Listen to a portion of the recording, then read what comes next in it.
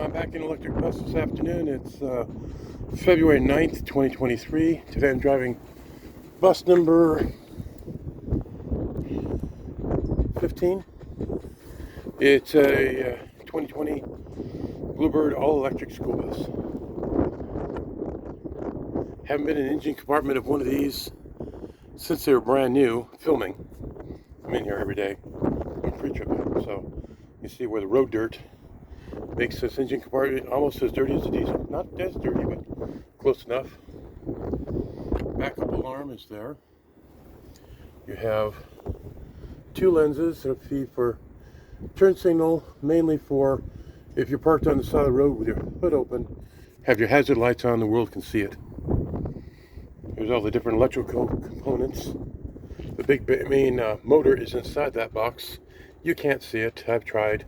Even on the ramp you can't see, or on the lift you can't see anything. This is power steering fluid in the black. The front one here, the orange stuff there, that is coolant for the radiator. If you look up close, there are 4 fans on the radiator because the batteries get hot, and that's how you keep the batteries cool.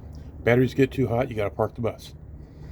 Plain and simple. You go beyond that, it fries the computer, and I want to be responsible for breaking a $350,000 bus if it could have been prevented. See these old holes or these bolts coming through the back firewall? Those are from the seatbelt restraints. Now there is an access panel to access the motor from the passenger compartment. There's an interior light there and an interior light there. And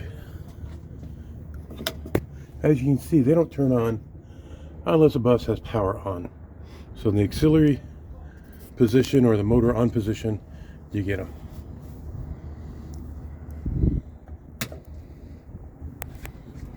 I gotta do the rest of my pre-trip, but I thought I would show the back end. And as I said before, we look for arcing wires, we look for frayed wires, we look for liquid on the ground. And liquid on the ground could be the radiator leaking, could be the power steering fluid leaking. I'll fire up the bus, come back here, and you'll hear the noise, and it'll be running, per se. I'm inside the bus. It's enabled. Green thing here says that if I can put the seatbelt on, release the brake, off we go. It's turned on and running. This bus has 12,964 miles on it. The battery is charged for the accessories. Shows here that I am full. On the gauge here I have a range of 78.3 miles. This was plugged into the fast charge, so I don't know if the driver parked at 9 o'clock this morning. It's a different, this is starting my day at 1 o'clock in the afternoon. And all the time is 12:57.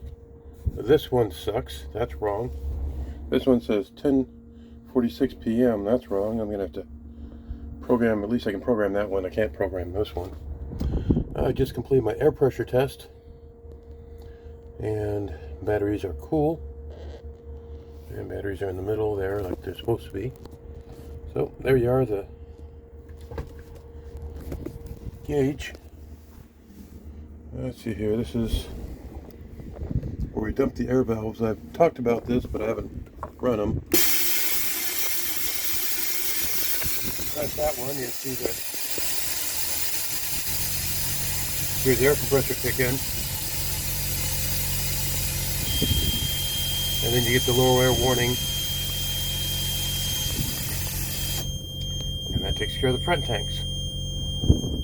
And then we would attempt to move the vehicle to make sure that the dual air system is working. That's part of the pre-trip at our location. Then after this one gets aired up back up to 100, then we'll do the same thing with the rear tank. And I'll give you an example of the rear tank. Since we hit 100. Okay, now you drain the rear tank. You want the rear tank go down.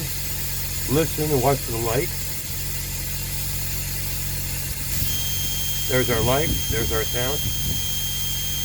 And then we release the parking brake, move the bus forward, Stop the bus with the service, brake again, checking the dual air system. Part of our pre-trip here. Plus we do everything else. We do the static, and we do the applied, and then we test the parking brake. But testing the parking brake is, you can do it, but you can't move it without the parking brake. It's kind of weird, but it works. I still have to adjust my mirrors, go back to the engine compartment and close it. Let's see here.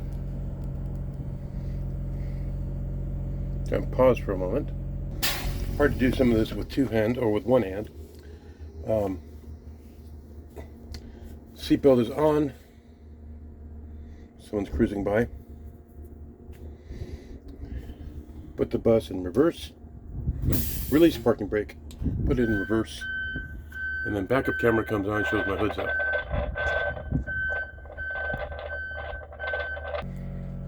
Here's the interior bus 15, just like the other 2020 rear engine Bluebirds. This one is a 78 passenger and it's California, so yes, we have seatbelts. See all the way down the line. Easy to buckle in, unbuckle. This has it's two window emergency exits. There's a left handle over there, left handle over there. We have a side door, and then we have the rear hatch, or the rear window, and two roof tops. I think I did. Yeah, I did a emergency exit on the electric school buses earlier this year.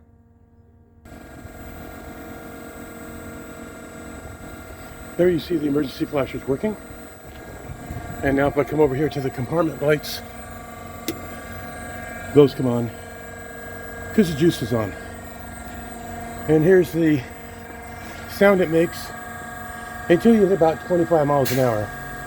And when you hit 25 miles an hour, that sound goes away, and then it's kind of quiet inside the bus. All you hear is the squeaks of the shock absorbers and anything that isn't tied down.